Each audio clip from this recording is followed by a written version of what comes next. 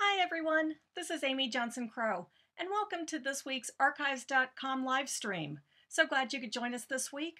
Today we are going to tackle going to the chapel, getting the most out of marriage records. And marriage records are part of those groups of records that, kind of forms the basis of our genealogy research.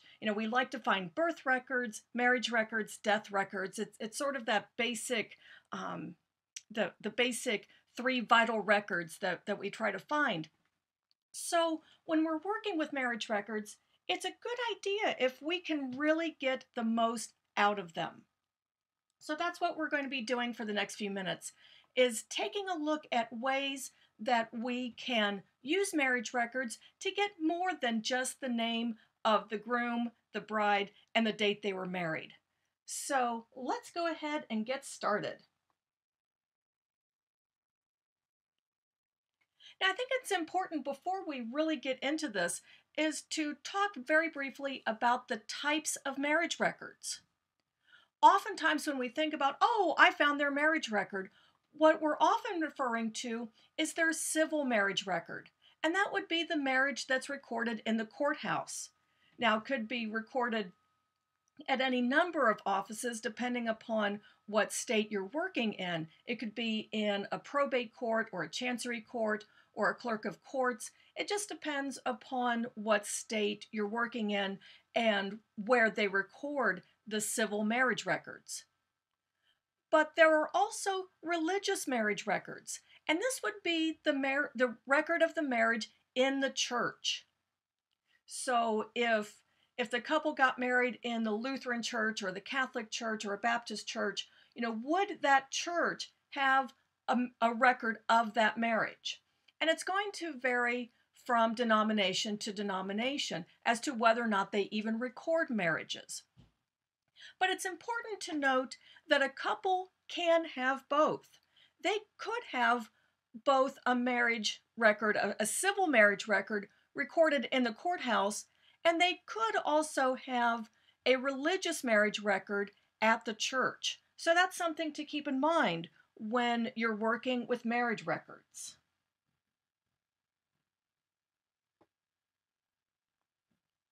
So what do marriage records contain? Well, at a very basic level, a marriage record is going to contain the names of the bride and the groom. It does kind of help to know who's actually being married. So, the name of the bride and the groom is the bare minimum that you'll find in a marriage record. There's almost always the date of the marriage, along with the name of the person who is officiating the wedding, whether it's a minister, whether it's a justice of the peace. There's almost always some record of who it was that performed that marriage.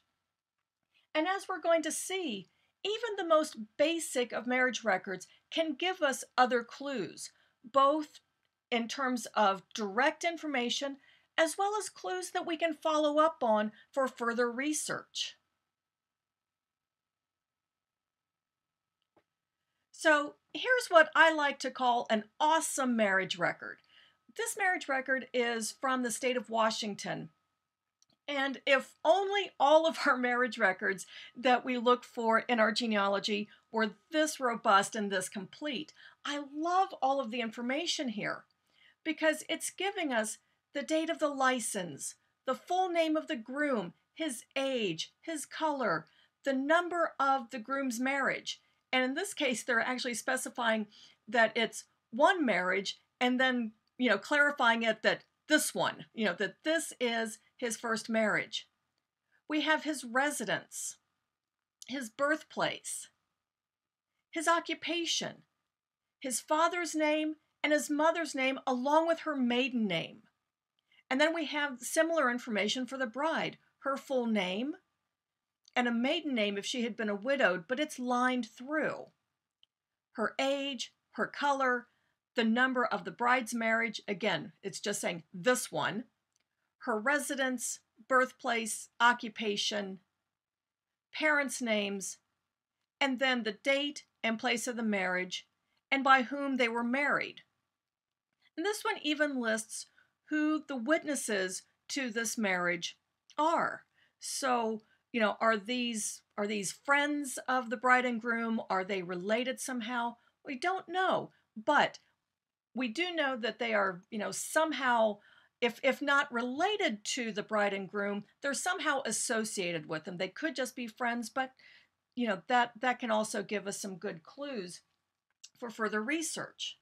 So, like I said, that's what I like to call an awesome marriage record. I mean, it just gives you so much information.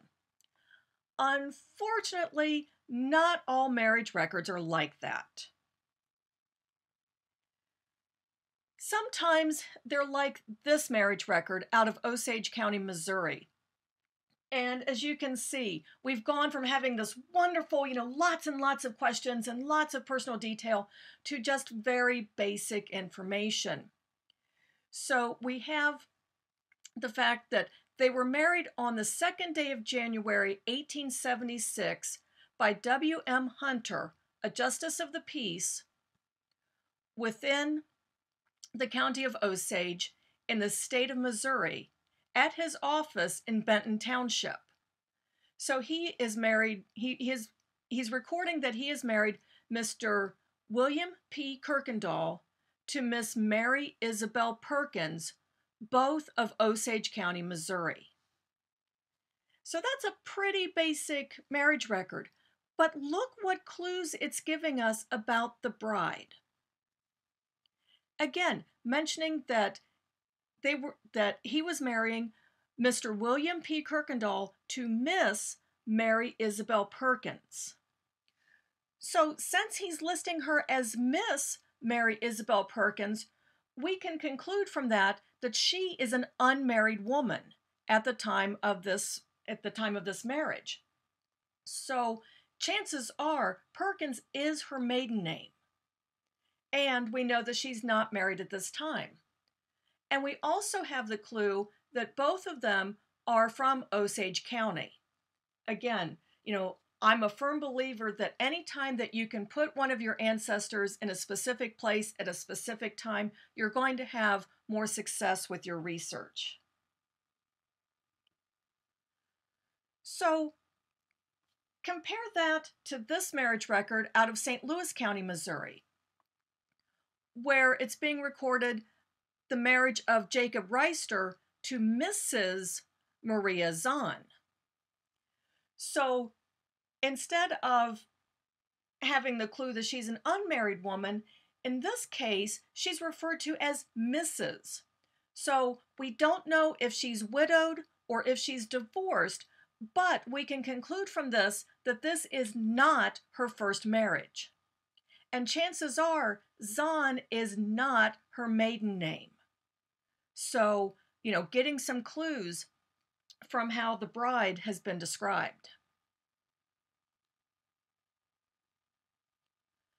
So, can we pick up any clues from the official? Here again is a very, you might call a very basic marriage record. Again, this from Osage County, Missouri, recording that February the 24th, 1876. This is to certify that I join together in the holy bonds of matrimony Abraham Whistler and Sarah Hughes. And it's signed by Charles Drummond, a minister of the gospel.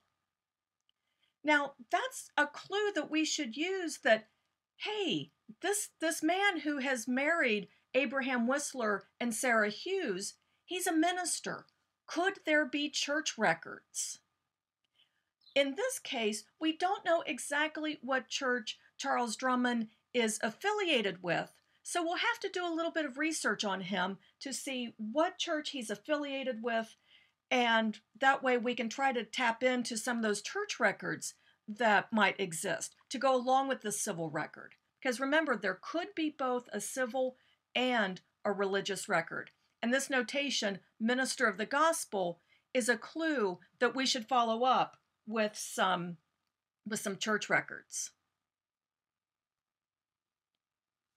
So when you're looking at the name of that official, take a look at how he, or sometimes she, is described. After their name, look to see if there are any initials, such as JP, which is an abbreviation for Justice of the Peace, which that's going to indicate it's not a church wedding. So, you're not going to have a church record. You're not going to have a religious marriage record in that case because they're being married by a justice of the peace. Other abbreviations that you will sometimes see: MG, short for Minister of the Gospel, or PG, Preacher of the Gospel. Sometimes you will also see abbreviations for various Catholic orders, such as SJ, Society of Jesus, or OP, Order of Preachers. And obviously look for any titles that the person might have, such as Reverend or Pastor, again to give you a clue that, hey, I need to follow up and look for some church records. Now, occasionally you will get a break and they will actually specify which church they were a part of, such as this one where we have Joseph Hellwing, who is stating that he's a Catholic priest, but it says up here in the marriage record that they were joined together in the holy bonds of matrimony in the Catholic Church of St. Bonifacius in Keltstown. And this is in Osage County, Missouri. So now we have a specific church. We have not only that it's a Catholic church, but we have a specific Catholic church that we can look at. And of course, following up not only for marriage records, but, would they've also had their children baptized there? We definitely want to take a look and see what records still exist for St. Boniface Catholic Church in Keltstown. Relationships. Now, sometimes when you've worked with marriage records, you get a sense of what information is going to be in that marriage record at a particular time. And typically, the older the marriage record, the less information it will contain. So here we have a marriage record from Howard County, Missouri in 1836. And the top part has exactly what you would expect for this time period. Basically saying, married by me, March the 6th, 1836. Thomas Lowe to Margaret Hackley, signed by Joel Hayden. So very, very basic information. We have the name of the bride, the name of the groom, the date they were married, and who married them. But if you keep going down this record and read the full record, we have a statement in this middle section here: I do certify that my daughter Margaret may marry with Thomas Lowe, and it's signed by Goodrich Hackley.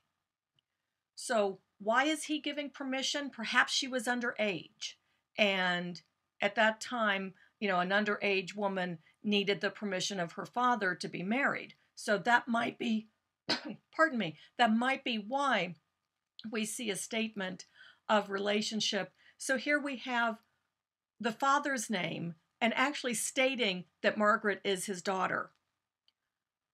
We also might have a clue about the groom at the bottom part of the record, where we have a certification from Sal Lowe.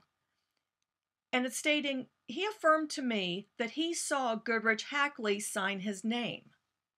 So the groom's name is Lowe, and the person affirming that he saw Goodrich Hackley's signature is also named Lowe. Are they related? I don't know, but it's definitely a clue that I want to keep in mind. Is there a Sal or a Saul Lowe somehow associated with Thomas Lowe? It's a good clue. All right, getting the dates right. A lot of times you hear the old joke about, women making fun of their husbands for not remembering their anniversary. Well, if we're going to do any teasing about people forgetting dates, we better make sure that we have the date right ourselves. So when you're looking at a marriage record, be sure that you're getting the dates correct, because there could be several different dates on that marriage record, including a license date, the marriage date, and the date it was recorded. Here's a marriage record out of Hunt County, Texas. So we have George Miller marrying Lizzie Beeman. And we have 1, 2, 3, 4 different dates listed on this record. So what do they all mean? Just be careful how, read the record carefully. That's really all you need to do. As we see here at this first part, it says the 6th of September, 1873, the following license was issued. So this is when the marriage license was issued, the 6th of September, 1873. The next date that we see is where the clerk is basically recording that license. He's subscribing my name and affixing the seal of the said court, 6 September 1873. So this is when A.D. looks like A.D. Robert or Roby, the clerk of the court, is recording that license. The next date that we see, 10 September 1873, the following certificate was filed. So this is actually filing the marriage certificate. This is the actual marriage record. The top part of the record is just the license. This is basically the permission for George Miller and Lizzie Beeman to be married. It's this bottom part here that's the actual marriage record. So here we have the 10th of September 1873, the following certificate was filed. But the actual marriage date in this case is the last one, where it's stating, I joined in marriage George Miller and Lizzie Beeman on 9 September 1873. So out of all of these dates listed here on this marriage record, the actual marriage date is the 9th of September 1873. And just to take one more clue from this record, we have here at the bottom the name of the official, T.E. Sherwood, M.G. So, as we said a moment ago, M.G., Minister of the Gospel. So T.E. Sherwood is affiliated with some church. We don't know from this record which church he's affiliated with, but it's a good clue that maybe we should do a little bit of research into T.E. Sherwood and see what church he is affiliated with and see if we can find any church records. So when you're looking for marriage records, a good way to look for them on archives.com is to search by record type. Because let's say that your ancestors were married in Texas. We have a couple dozen different marriage collections from the state of Texas. So, certainly you can do an all-site search. You could search them all individually, but what works out very well is to search by record type. And so what you might want to do when you're doing your search is to select marriage records and then leave it at all collections. This will narrow the search to just marriage record collections. But to make your search a little bit more focused, enter something like the state where you think that your ancestors were married and put in a date. You can put in an exact year, or as I've done in this case, I've given it the year 1900 plus or minus 5 years. So that gives me a little bit of wiggle room either way. And then as I can see from the results page that I am getting different results. I am getting results from different collections. So that's a good way to search a lot of different marriage collections all at once, is to do that search by record type. And speaking of marriage records and church records and all sorts of wonderful things like that, next week on the archives.com live stream, we are going to be talking about some very exciting collections that we just added, and those are records from the Evangelical Lutheran Church in America. It's a collection of over 4.5 million Lutheran church records, and they were just recently added to archives.com. So we will be talking about those next Wednesday, April the 3rd, at the same time, 1 o'clock Eastern, 10 o'clock Pacific. And as we add things to archives.com, that you want to stay connected with all of the new collections that we're adding and new features and just some great genealogy information. So you can connect with archives.com on our blog. You can find us on Facebook. If you're on Twitter, be sure to follow us at archives.com. And of course, if you are watching this later on YouTube, you've already discovered our YouTube channel. For those of you who are watching this live stream live, all of our previous live streams have been uploaded to YouTube. So you might want to pop over to the YouTube channel and take a look at previous live streams that we've done, things like Griffith's valuation and finding females and all sorts of fun genealogy topics to get you going with your research. For those of you who are watching live, I'm going to be popping over into the chat room momentarily to answer a few questions that you might have. For those of you who are watching this later on YouTube, remember, we do these live streams every Wednesday at 1 o'clock Eastern, 10 o'clock Pacific. So hope that you can join us sometime over on the live stream. So again, this is Amy Johnson Crow, and until next time, happy researching.